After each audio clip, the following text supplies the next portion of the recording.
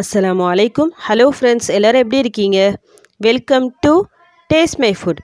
இன்றைக்கி நம்ம என்ன ரெசிபி பார்க்க போகிறோன்னா, இட்லி, தோசை, சப்பாத்தி, பரோட்டா சொல்லிட்டு எல்லா டிஃபன் ஐட்டம்ஸ்க்கும் சைட் டிஷ்ஷாக இருக்கிற மாதிரி ஒரு குருமா, சிக்கன் குருமா எப்படி பண்ணால் பார்க்க போகிறோம். இந்த குருமாவை இன்றைக்கி நம்ம வறுத்து அரைச்சி தான் செய்ய போகிறோம்.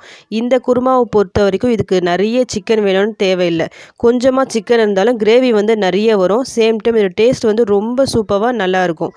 ஓகே, இந்த குருமாவை எப்படி இன்றைக்கி நம்ம பார்க்கலாம். ஸோ இந்த வீடியோ கடைசி வரைக்கும் ஸ்கிப் பண்ணாமல் பாருங்கள்.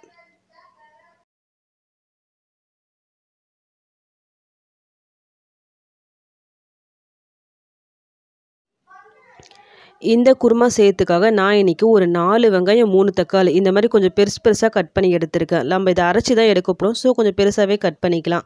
ஒரு பச்சை மிளகாய் எடுத்துருக்கேன். உங்கள் காரத்துக்கு ஏற்ற மாதிரி நீங்கள் பச்சை மிளகாய் எடுத்துக்கோங்க. கொஞ்சம் கொத்தமல்லி, கொஞ்சம் புதினா, தேங்காய் வந்து ஒரு 4 to 5 பத்தை இந்த மாதிரி கட் பண்ணி எடுத்துக்கோங்க.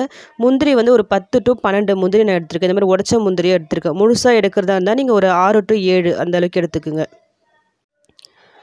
ஒரு 1/4 கிலோ சிக்கனை நல்லா க்ளீன் பண்ணி வாஷ் பண்ணி எடுத்து வச்சுருக்கேன். நான் ஒரு 2 ஸ்பூன் அளவுக்கு இஞ்சி பூண்டு பேஸ்ட்டு போட்டிருக்கேன். ஒரு டேபிள் ஸ்பூன் அளவுக்கு தயிர் போட்டிருக்கேன். கூடவே இந்த ஆச்சியில் வந்து சிக்கன் கபாப் மசாலா சொல்லிட்டு வரோம் பார்த்தீங்களா, 10 rupees இந்த பேக்கெட்டு. அதையே இந்த குருமாவில் சேருங்க. இந்த மசாலா சேர்க்கும் போது இதோட டேஸ்ட் வந்து ரொம்ப நல்லா இருந்தது. எனக்கு வந்து இந்த 1/4 கிலோ சிக்கனுக்கு இந்த ஒரு பேக்கெட் நான் ஃபுல்லாகவே போட்டுட்டேன். காரம்லாம் எனக்கு கரெக்டாக தான் இருந்தது.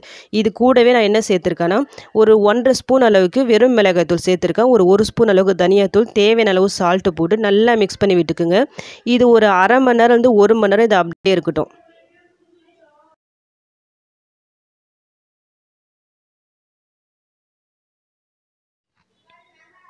இப்போ நான் ஒரு பேனில் வந்து எண்ணெய் போட்டிருக்கேன். நல்லா சூடாக இருக்குது. இதில் கட் பண்ணி வச்சுருக்கேன் இந்த தேங்காய் ப்ளஸ் இந்த முந்திரி போட்டுக்கலாம். இதை நல்லா ஃப்ரை பண்ணிக்கலாம். எந்த அளவுக்கு இது ஃப்ரை பண்ணணும்னா, இது லைட்டாக கலர் சேஞ்ச் ஆகும். சேம் டைம் இதோட ஃப்ளேவர் வந்து ஒரு நல்ல ஒரு ஃப்ளேவர் வரும். அந்த டைமில் இது தனியாக வெளியே எடுத்துருங்க. இப்போ தேங்காவை எடுத்தாச்சு. இப்போ சேம் அதே பேனில் நான் வெங்காயம் கட் பண்ணி வச்சுருக்கோம்ல, வெங்காயம் அது கூடவே இந்த பச்சை மிளகாய் இது 2த்தையும் போட்டு நல்லா வதக்கிக்கலாம்.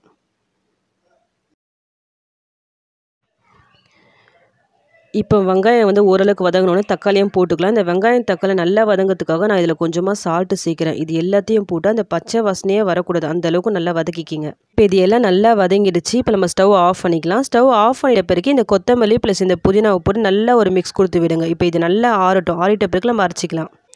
ஏற்கனவே ஃப்ரை பண்ண தேங்காவையும் முந்திரியும் நான் தனியாக இப்போ அரைச்சி எடுத்துருக்கேன். இப்போ சேம் அதே ஜாரில் இப்போ இந்த வெங்காயம் தக்காளியெல்லாம் நல்லா ஆறிடுச்சு. அதே நம்ம நல்லா ஃபைன் பேஸ்ட்டாக அரைச்சி எடுத்துடலாம். இந்த வெங்காயம் தக்காளியெல்லாம் நம்ம வதக்கி எடுத்தோம்ல, சேம் அதே பேனில் நான் கொஞ்சமாக எக்ஸ்ட்ரா கொஞ்சம் எண்ணெய் சேர்க்குறேன். அந்த எண்ணெய் நல்லா சூடான உடனே நம்ம இந்த சிக்கனை மேரினேஷன் பண்ணி வச்சோம்ல, அது இதில் போட்டுக்கலாம். அதை போட்டு நல்லா ஃப்ரை பண்ணிக்கிங்க. இந்த சிக்கனில் இருக்க அந்த தண்ணியெல்லாம் நல்லா ரிலீஸ் ஆகும். அது வரைக்கும் ஃப்ரை பண்ணிக்கலாம் நம்ம. சிக்கனில் இருக்க தண்ணியெல்லாம் நல்லா வற்றிடுச்சு. இப்போது பாதி அளவு குக் ஆகிடுச்சு சிக்கன். இந்த ஸ்டேஜில் நம்ம அரைச்சி வச்சோம்ல இந்த பேஸ்ட் இது போட்டுக்கலாம். கூடவே ஒரு 1/4 ஸ்பூன் அளவுக்கு நான் பிரியாணி மசாலா சேர்க்குறேன். இது வந்து வீட்டில் பண்ணது தான். இதுக்கு பதில் நீங்கள் கரம் மசாலா கூட ஆட் பண்ணிக்கலாம். கூடவே தண்ணி சேர்த்துக்குங்க. உங்களுக்கு எந்த அளவுக்கு திக்னஸ் தேவையோ அந்த அளவுக்கு நீங்கள் இதில் தண்ணி ஆட் பண்ணிக்கிங்க. தேவையான அளவு சால்ட்டு போட்டு ஒரு மூடி போட்டு குக் பண்ணலாம் இதை.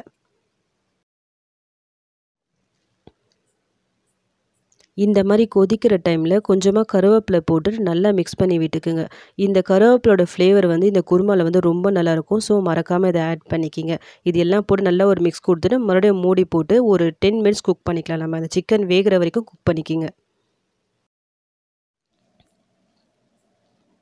ஒரு 10 மினிட்ஸ் கழித்து நான் ஓப்பன் பண்ணுறேன். பாருங்கள், அந்த தண்ணியெல்லாம் நல்லா வற்றிட்டு நல்லா குருமா வந்து நம்மளுக்கு ரெடி ஆகிடுச்சு.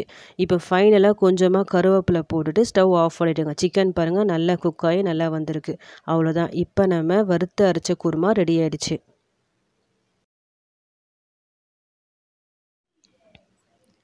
கிரேவி இன்னும் கொஞ்சம் எக்ஸ்ட்ரா தேவைன்னா நீங்கள் தக்காளி, வெங்காயம், தேங்காய் இதெல்லாம் எக்ஸ்ட்ரா ஆட் பண்ணி போட்டுக்குங்க. நான் வந்து இந்த குருமா வந்து கொஞ்சம் இன்றைக்கி திக்காக தான் வச்சுருக்கேன். சில பேருக்கு வந்து ரொம்ப திக்காக இருந்தால் பிடிக்காது. கொஞ்சம் தண்ணி மாதிரி அது மாதிரி இருந்தால் தான் பிடிக்கும். அப்படிப்பட்டவங்க எக்ஸ்ட்ரா கொஞ்சம் தண்ணியை ஆட் பண்ணிக்கிங்க. இந்த குருமாவை பொறுத்த வரைக்கும் இது இட்லி, தோசை, சப்பாத்தி, பரோட்டா, இடியாப்பம், ஆப்பம் சொல்லிட்டு எல்லாத்துக்குமே ஒரு பெஸ்ட்டு கோம்போவாக இருக்கும். பட் நான் இன்றைக்கி பத்திரி தான் செஞ்சுருக்கேன். வீட்டில் சாஃப்டாக பத்திரி எப்படி பண்ணுறோன்னு சொல்லிட்டு ஆல்ரெடி டேஸ்ட் மை ஃபுல்ல நான் அப்லோட் பண்ணியிருக்கேன் இந்த வீடியோவை. அந்த வீடியோவை பார்க்காதவங்க ப்ளீஸ் போய் செக் பண்ணி பார்த்துக்குங்க.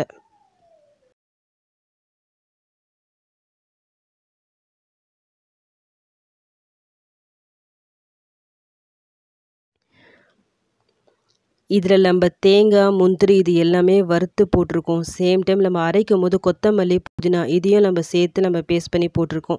ஸோ இந்த குருமாவோட ஃப்ளேவர் வந்து ரொம்ப நல்லாயிருக்கும். இந்த குருமா உங்கள் வீட்டில் ரெடி ஆகிற டைமில் உங்கள் வீடே பயங்கர வாசனையாக இருக்கும். அந்த அளவுக்கு இது சூப்பர் ஃப்ளேவராக இருக்கும் இந்த குருமா. நீங்கள் டின்னருக்கோ இல்லை பிரேக்ஃபாஸ்ட்டுக்கோ எதுக்கு வேணாலும் இதை செஞ்சு சாப்பிட்லாம். நம்ம நார்மலாக சிக்கனை வச்சு குருமா செய்வோம்ல, அந்த மாதிரி ட்ரை பண்ணும்போது ஒரு சேஞ்சுக்கு இந்த மாதிரி ட்ரை பண்ணி பாருங்கள். ட்ரை பண்ணி பார்த்துட்டு எப்படி வந்துச்சுன்னு எனக்கு கமெண்ட் பண்ணுங்கள். இந்த ரெசிபி உங்களுக்கு பிடிச்சிருந்தா ப்ளீஸ் என்னோட சேனலை லைக் பண்ணுங்கள், ஷேர் பண்ணுங்கள், கமெண்ட் பண்ணுங்கள். மறக்காமல் டேஸ்ட் மை ஃபுட்டை சப்ஸ்கிரைப் பண்ணுங்கள்.